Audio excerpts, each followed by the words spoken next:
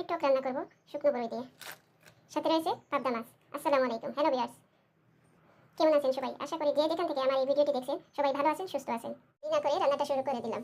বিসমিল্লাহির রহমানির রহিম। দিয়ে দিলাম রসুন, পরিমাণ মতো পেঁয়াজ, ধনিয়ার গুঁড়ো, মরিচ, হলুদ, একটু জিরে ও লবণ। এবারে মশলাটা একটু কষিয়ে নিচ্ছি। এই পর্যায়ে দিয়ে দেবো বড়ি,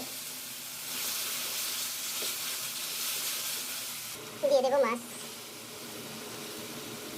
এবারে আস্তে আস্তে করে নেড়ে চেড়ে দেবো। অল্প সময়ের জন্য ঢাকনা দিয়ে রেখে দিই। এবারে এড করে দেবো পরিমাণ মতো পানি। এই টকটা আমার পরিবারের সদস্যরা এত বেশি পছন্দ করে যে সপ্তাহে 2-3 দিন রান্না করতেই হয়। যারা কোনোদিন এভাবে টক খাননি, একদিন ট্রাই করে দেখবেন, ইনশাল্লাহ ভালো লাগবে।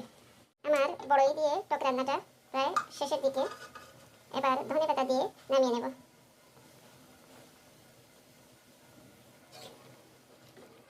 একটু নেড়ে চেড়ে দিই।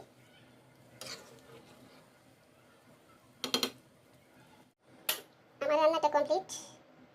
আমার রান্নাটা যদি এতটুকু ভালো লেগে থাকে, আশা করব লাইক, কমেন্টস ও শেয়ার দিয়ে পাশে থাকবেন। আজ এই পর্যন্তই, আল্লাহ হাফেজ।